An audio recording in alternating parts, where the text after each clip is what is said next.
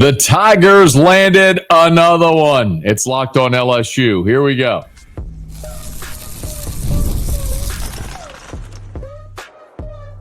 You are Locked On LSU, your daily podcast on the LSU Tigers. Part of the Locked On Podcast Network, your team every day. Okay, let's get it. It is Locked On LSU, your team every day. I'm your host, Matt Moscona. Thanks so much for making us your first listen. We are free, available wherever you get great podcasts. Of course, on YouTube as well, so please subscribe. As always, one of the fastest ways to help us grow is by leaving your comments below. Today's episode is brought to you by Monarch Money. Take control of your finances with Monarch Money. Use the code LOCKEDONCollege at monarchmoney.com for 50% off your first year. Well, on the day where Brian Kelly and his staff landed five-star defensive end Lamar Brown, one of the biggest gets in this entire class, the number 7 overall prospect in the country in the on-3 composite, a kid from U-High in Baton Rouge that LSU's recruited for 4 years. If you're an everydayer, you know all this because you watched the previous episode, or maybe you were with us live whenever we went live after Lamar Brown committed. But the day was not done, not even close. If you were with us earlier in the week, we told you there were 3 prospects with an LSU hat on the table announcing on Thursday. Lamar Brown, it went the Tigers' way, and that's a massive, massive win. But there were 2 others. DeAnthony Lafayette out of Orlando and Jamarian Carlton out of Temple, Texas. Well, it was DeAnthony Lafayette who was up after Lamar Brown, and he did, in fact, pick the LSU Tigers. So if you missed it, we'll give you the deets here on DeAnthony Lafayette. He is 6'1", 230 pounds. He is a 3-star, and I know the drill. 3-star Matt, his national ranking 699. What are we really talking about here? Why is LSU taking a 3-star edge? Well, I want to remind you of what Shea Dixon said earlier this week. He was with us earlier this week, as he is every week, to talk recruiting, and Shea talked about DeAnthony Lafayette. Listen to what Shea said earlier this week. There'll be 3 guys, D linemen, DNs, edges, who announced Thursday with LSU hats on the table. I feel the best about DeAnthony Lafayette. I put a pick in. He's a kid coming out of Lake Nona in Florida who, right after Vandy, Kevin Peoples and Baker offered him, and he had not been a highly touted recruit at that point, but he had a just unbelievable year stat-wise. And then once they got out to see him in person, it was like, okay, he's 6'5", 6'1", but long arms, can cover, can play that stand-up outside linebacker kind of edge spot. And they've continued to recruit him, brought him in on visits. And Miami will have a hat on the table. Oklahoma's really pressing. But as long as anything doesn't go wildly crazy in the next 48 hours, I do think that you add one more to the list there with him and Lafayette. Y'all, what do I say all the time when it comes to recruits? I am not so much interested in the star ranking or the rating or anything like that. I am more interested in who has offered, who is pursuing you. That is more telling to me than what a scouting service slaps as a rating on a player. Look, I can run through that with Lamar Brown, but it's everybody. He's a 5-star, top 10 player in the country. Everyone offered him. So look at DeAnthony Lafayette. Who did you beat out? Miami? He was recruited, by the way, by Jason Taylor. That would be Pro Football Hall of Fame defensive end Jason Taylor, who was recruiting him to Miami. A kid from Florida, by the way, in Orlando. Oklahoma, whose head coach is Brent Venables, a longtime successful defensive coordinator. Do you think Brent Venables knows what he's looking for in talent on the defensive side of the ball? And then there's LSU. Blake Baker was the primary recruiter on DeAnthony Lafayette. Do you trust Blake Baker and his evaluation and what he's looking for in a prospect? Oh, by the way, Florida and Boston College and Illinois and Pitt and Mississippi State and Vanderbilt and Wake Forest all offered as well. Penn State, there was a bunch of others, G5 schools. But the bottom line is, when you've got interest from LSU, Oklahoma, Miami, Florida, Mississippi State, Vanderbilt, Illinois. That tells the story on this kid. Maybe the measurables didn't pop for everybody. Maybe he wasn't interested in everybody, but he blew up in his junior season. The coaches thought enough to go see him. They saw him and said, want him. Let's see how he plays his senior year. Maybe that 3-star becomes a 4-star. Maybe the 700 ranking becomes 300. Who knows? But the bottom line is, I say it all the time. Do you trust the coach's evaluation? If you do, you should be excited about this one. Now, the other thing that's really interesting is the positional group, right? Because with Lamar Brown and now DeAnthony Lafayette, and a week ago, you got Trenton Henderson. That is now 3 edge players in this class of commitments for LSU. And this is really significant, y'all. Don't lose sight of this. It's really significant because we are looking at a year at defensive end or edge this year that kind of rivals what LSU had to do at linebacker last year. I say last year, this most recent class, the 2025 class. LSU signed 5 linebackers in the class of 2025. They had to. You're going to lose Whit Weeks to the draft. You're going to lose West Weeks to eligibility. Harold Perkins is going to be gone as well. Look, you're going to return Devon Keys. You're going to return Tylen Singleton. But after that, you had nobody.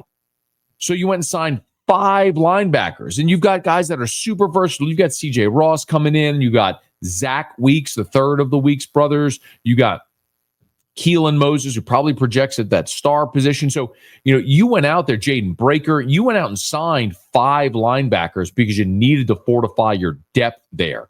And it looks like that's what they're doing here at edge for 26. Remember, you went into the portal and you signed Pyburn and Jamari Butler and Patrick Payton, and you got Gabe Relaford back, and you got some other bodies there, right? You got Kalaj Cobbins, you got Dylan Carpenter, you've got, the incoming signing class as well. But the point is, in 2026, the only experienced prospect returning is going to be Gabe Relaford. After that, you're going to be super thin, just like you're looking at Devon Keys at linebacker in 26, and then a lot of young players. So you had to fortify your numbers, and that's what they're doing. They've got 3 already with Lamar Brown, Trenton Henderson, 2 5-stars, by the way, and now with DeAnthony Lafayette. So, and they may not be done there as well. They had a hat on the table for Jamarian Carlton, the prospect out of Temple, Texas. He did not pick LSU. He picked Baylor, as Shea told us earlier in the week that he would. But that's 3, and they may not be done at the edge spot as well. So we'll see how all that transpires. But, man, it is so impressive what LSU is doing right now and how they're putting this together. I had a chance to talk to Sam Spiegelman, and Sam is the national recruiting analyst for Rivals, who just got bought by On3, and so they're merged again. But I had a chance to talk to Sam Spiegelman about this class. Again, this is a national recruiting analyst who doesn't just cover LSU, covers the national recruiting scene, and his thought on what LSU is able to do so far with the 16 commits in this class. I mean, look at how many number 1s are in this class. You have the number 1 wide receiver in the country, and Tristan Keys. I know he's from Hattiesburg. That's basically a suburb of Louisiana, let's be real. And behind him, you have the state's leading receiver from a year ago in Kenny Darby, and Jabari Mack, who, is coming from Destrehan, a powerhouse, and is one of the freakazoids in this state. You look at their defensive line now. Rich Anderson is the number 1 defensive lineman. Lamar Brown's the number 1 athlete. He could play either side of the ball on Saturdays, potentially Sundays. They went and found home run hits in Haynesville.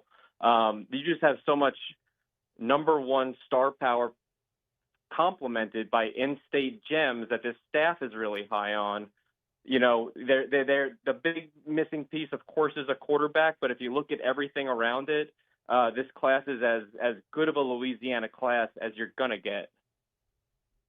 Sam did tell me that the lack of a quarterback in this class is, he feels, probably the thing that keeps LSU from being the number 1 overall class in the country.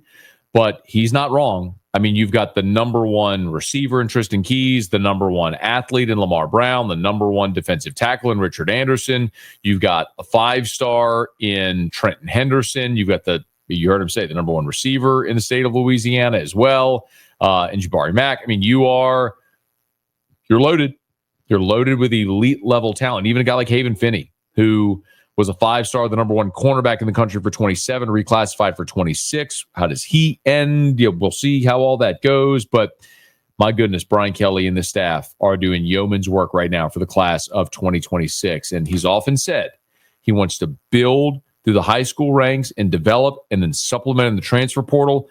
I'm skeptical because if this year with the transfer portal class of 18 members leads you to the playoffs, it's very likely you just keep going back to the well there so long as you can afford it. That doesn't mean you have to neglect high school recruiting. And my goodness, they are clearly showing they are not neglecting it. They are doing incredible work right now as the Tigers pick up 2 more edges on Thursday, including the number one athlete in the country in Lamar Brown and DeAnthony Lafayette out of Orlando. They also picked up a very, very influential support staff member, another support staff member.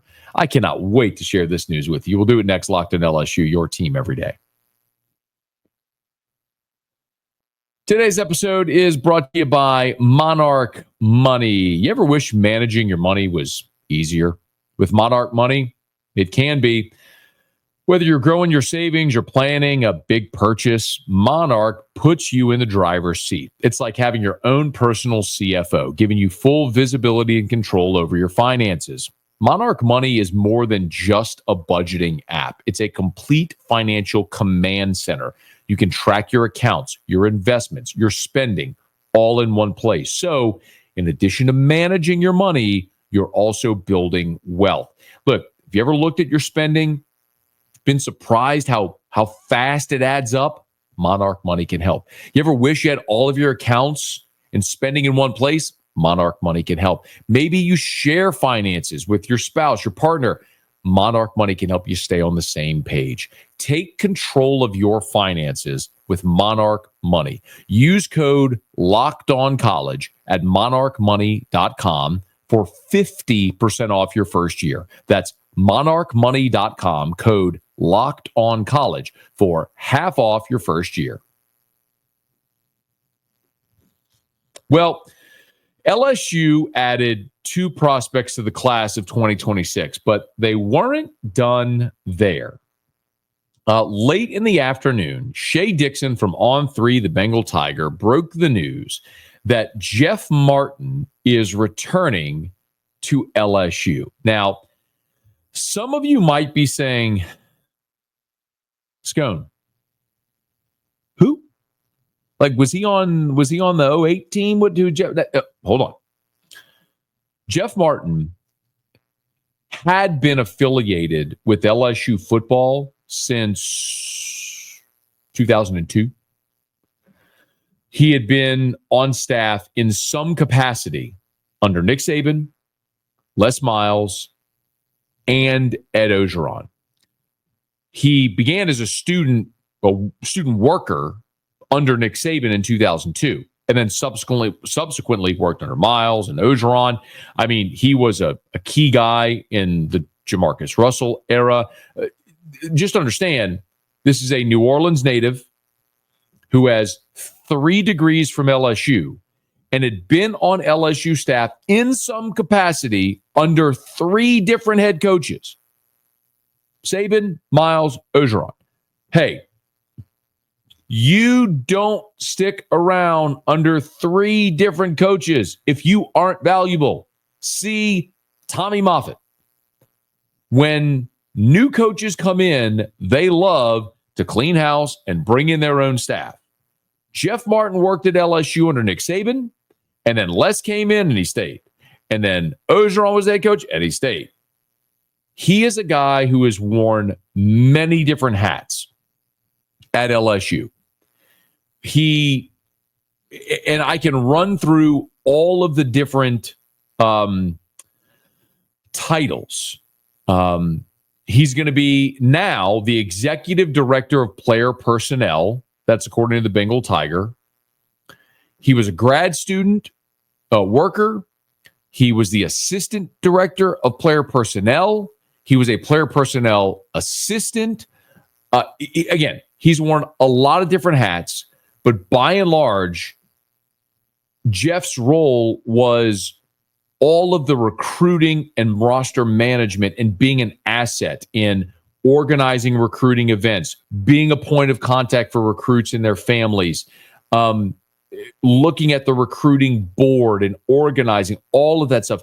He was one of the key central figures who's so relational, and all of these guys trust. If you go look at the Bengal Tiger photo on the story they did announcing Jeff was returning, it's him on the field in Tuscaloosa before the 2019 LSU Alabama game, and Jamar Chase and Terrace Marshall right there next to him. Like, he's so integral in the program for so long, for nearly 20 years. And then he left for USC in 2021. And some may say what happened, and maybe I'm speaking out of turn here, and hopefully I'll have Jeff on the show, and maybe he can just tell you himself to whatever degree he wants. But the bottom line is USC made him an offer. LSU had an opportunity to match or to counter, and they didn't, and so he left. And I can understand, man, when you've been somewhere for 20 years and you've given everything into your home state school, and someone comes calling because they appreciate what you're doing and they offer you a big deal, I get it. I get it. But, as soon as I saw the news, I don't think he'll mind me saying this or reading you this text, but I texted Jeff and I just congratulated him on coming home because it's awesome. He literally sent me a photo of his office with multiple screens on, and one of them was my radio show on YouTube. So at the very moment I texted him, he was watching the show. But he texted me and he said, it's an important time for the program. I'm ready to do my part. Thank you again, Matt. And by the way, he said something similar to On 3. This quote he told On 3, quote, excited to be back home where I belong. I'm looking forward to giving everything I have to the program and the people in it. That's Jeff. And when you look at the staff that Austin Thomas is assembling, and I know we talked about Kelvin Bolden, taking him away from Ole Miss. We talked earlier in the offseason about Jai Shuderi, the many different ways that LSU has assembled and managed their staff, promoting J.R. Belton, promoting Donovan Tate, all these people who work so hard and are so integral to the success that LSU has, but they do it in the shadows, so most people don't know their names or what they do. I'm here to tell you, Jeff Martin coming back is it feels like a peppermint latte on Christmas Eve. It just feels so right to have Jeff Martin coming back to LSU, where he absolutely belongs and should have never left. And thank God they got it right and got him back here. And it's going to be a great thing for LSU in this era of new management and roster building. That's a guy that clearly Austin Thomas prioritized getting back, and thank goodness they got it done. So Jeff Martin coming back to LSU. By the way, when I talked to Sam Spiegelman, again, national recruiting analyst for Rivals, I asked him about this staff that Brian Kelly and Austin Thomas have built. Here's what Sam said. Yeah, this is as Louisiana built staff as we have ever seen in Baton Rouge. I mean, when Brian Kelly got hired, everybody wondered how one of the most winning coaches in college football would last in Baton Rouge in the South in Louisiana, where they live and die with their football team. But what Brian Kelly did was assemble an all-star staff of Louisiana homegrown talent. I mean, I'm not here to gush and brag over them, but if you think about it from that perspective, you have Frank Wilson, who obviously was the best recruiter during the Les Miles era, has been a head coach at various universities, and is deep-rooted not only in New Orleans but around the state as anyone. You have Cortez Hankton, who won a national championship as Georgia's wide receiver coach, has been considered for head coaching opportunities as a co-passing game coordinator and wide receivers coach. Joe Sloan, we know, again, a head coaching candidate we hear every single year as the OC. Blake Baker came over from Mizzou, is a homegrown defensive coordinator back over here. Kyle Williams, their new D-line coach, everyone knows is a Ruston legend, is an NFL legend. So even though he's new to the position, is a homegrown coach. And Corey Raymond, who is basically credited for assembling LSU's DBU from New Iberia, is on this staff. if I forgot someone, I know Jake Olson and Kevin Peoples are also just fantastic coaches that have been handpicked by Brian Kelly and the coordinators here that have also played tremendous assisting roles based off their resumes. So what they've done from Austin Thomas on down to the coaching staff is create an all-star group to recruit this state so that Lamar Brown doesn't want to leave LSU because he knows what's available to him. And if you look at the top 10, top 13, and they're all blue chippers in Louisiana, 95, 96% of those kids are committed to LSU, and they're largely all kids that LSU wanted. Brian Kelly, it might have taken a little time, but he has finally assembled a staff that is oozing everything that has made LSU what it has been over the last 25 years. Exciting times ahead. Jay Johnson, exciting times there as well, and he might be on the verge of landing a major portal recruit. We'll tell you who next. Locked on LSU, your team every day.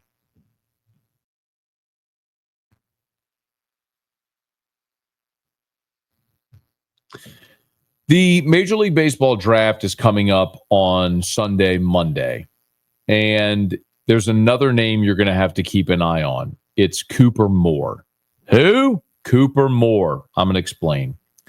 So Cooper Moore is a draft-eligible sophomore who spent the last 2 years at Kansas, and he entered the transfer portal, and as I understand it, he's down to 3 schools. It's LSU, Tennessee, and Oklahoma. 3 pretty good choices, pretty good suitors. And Zach Nagy reported that Cooper Moore was on LSU's campus for a visit this week.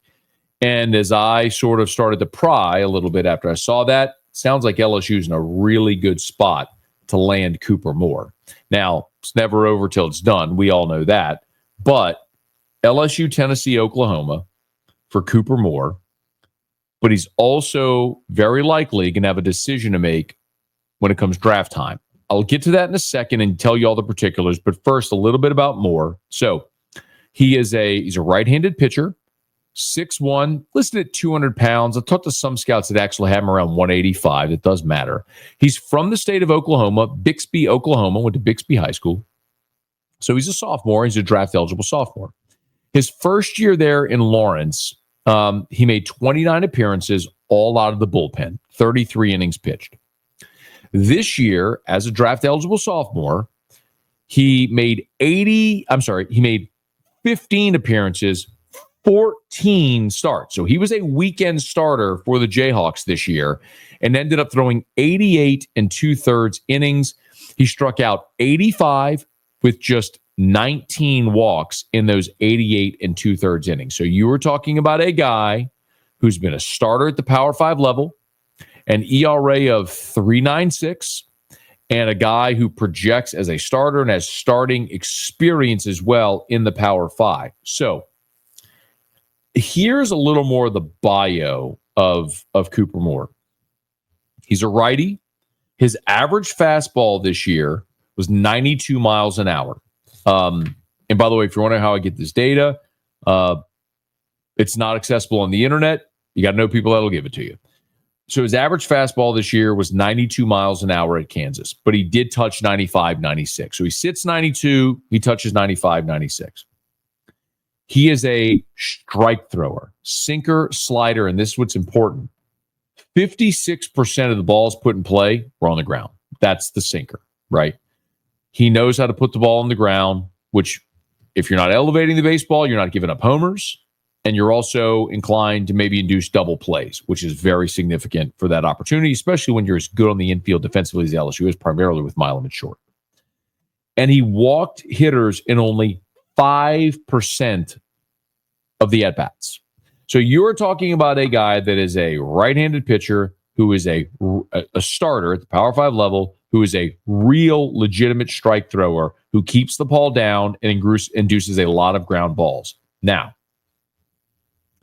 it is very likely that Cooper Moore would want to sign a pro contract if available. Here's the problem.